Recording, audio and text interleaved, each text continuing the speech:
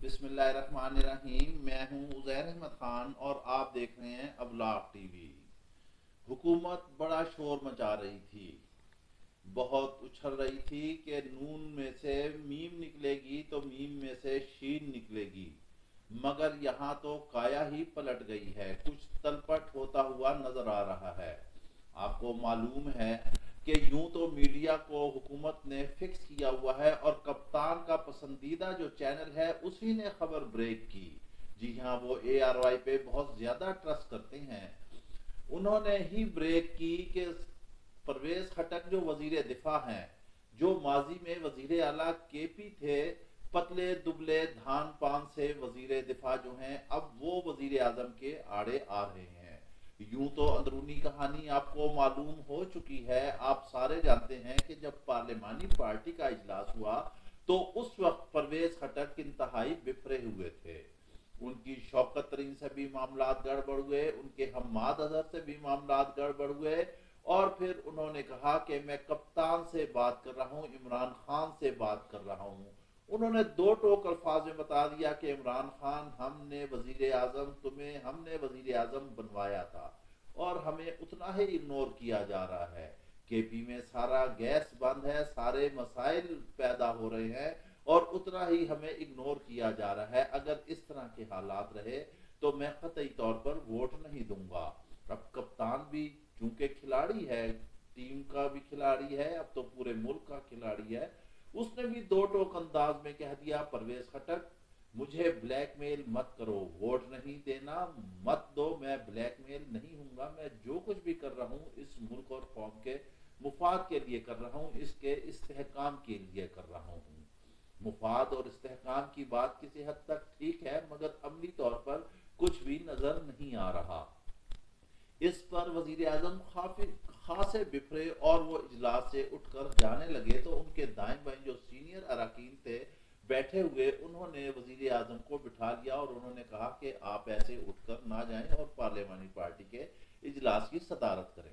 इमरान खान ने कहा, अगर मैं नहीं पसंद हूं तो किसी और को वजारत उज़्मा मैं दे देता हूं, अगर आपको मैं पसंद नहीं हूं। लेकिन उसके बाद परवेज खटक नाराज होकर उठकर चले गए। गो के बाद में उन्होंने गोंगुओं से मट्टी झाड़ी और उन्होंने कहा, नहीं मैं तो सिगरेट पीने गया था। सिगरेट पीने नहीं गए थे, लेकिन वो नाराज होकर ही गए थे।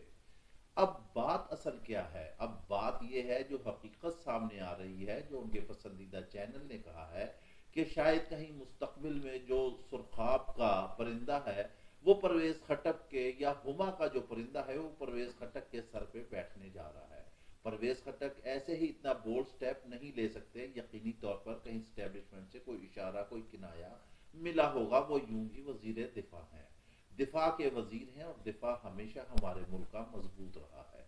इस लिहाज से परवेज खटक ने जो बात की है उसमें बहुत ज्यादा गहराई है। अब कहा यह जा रहा है, हमारे जराए ये बता रहे हैं कि परवेज खटक के और जहांगीर तरीन के भी कहीं से रवाबित जो हैं वो बहाल हैं। उनका जहाज भी चल रहा है। पहले हमने बताया था कि वो नून लीग की तरफ भी मुड़ सकता है। अब हालात ने एकदम काया पलट ली है। जब मिनी बजट हुकूमत ने पेश किया पास करने के लिए, अपोजिशन का शोर शराबा आया, पार्लियामेंट के बाहर भी एहतजाज हुआ, अपोजिशन भी सीधी हुई, परवेज खटक के भी मामला सामने आए, उधर डॉक्टर आमिर लियाकत जो हैं वो भी कुछ नाराज हैं, MQM के भी तहफुजात थे। गो के बाद में शौकत तरीन ने उन्हें एतमाद में लिया और उन्होंने अपने तहफुजात वापस ले लिए।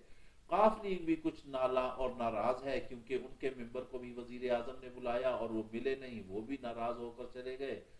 गो के मिनी बजट तो पास हो गया।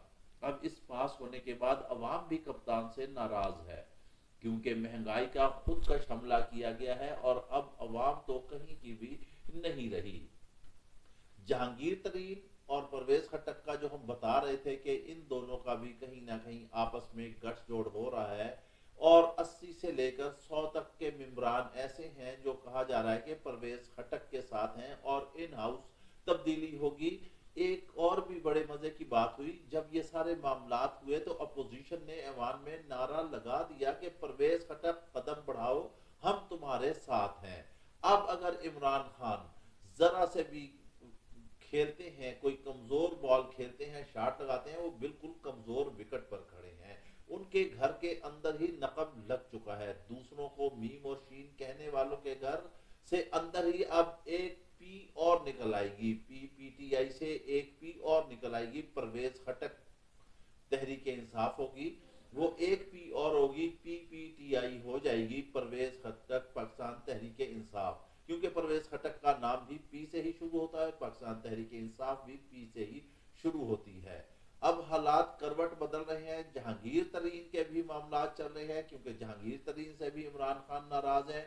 ان کا جہاز چلتا رہا, پی ٹی آئی کے لیے حکومت بنانے کے لیے سینیٹرز کو لاتا رہا, ایم این ایز کو لاتا رہا, ان پر خرچہ کرتا رہا, لیکن بعد میں یہ ہوا کہ جس نے ہی آپ پر احسان کیا آپ نے اس کو ہی ڈبو دیا, یو ٹرن لیا. بہرحال ان سے پیسے بھی نہیں برآمد ہوئے, چینی جو مہنگی ہوئی, جو سکینڈل چلا اس میں بھی کچھ نکلا. اس لیے جہانگیر ترین بھی اس وقت سیاست میں سرگرم ہے, پرویز خٹک اور ان کے روابط ہو رہے ہیں, اور کوئی پتہ نہیں ہے کہ آنے والے وقتوں میں کیا ہوتا ہے, کیسے ہوتا ہے. لیکن ایک بات ضرور اہم ہے کہ پرویز خٹک بھی سیزن سیاستدان ہیں اور عمران خان بھی اس وقت پرائم منسٹر کی سیٹ پہ بیٹھے ہوئے ہیں.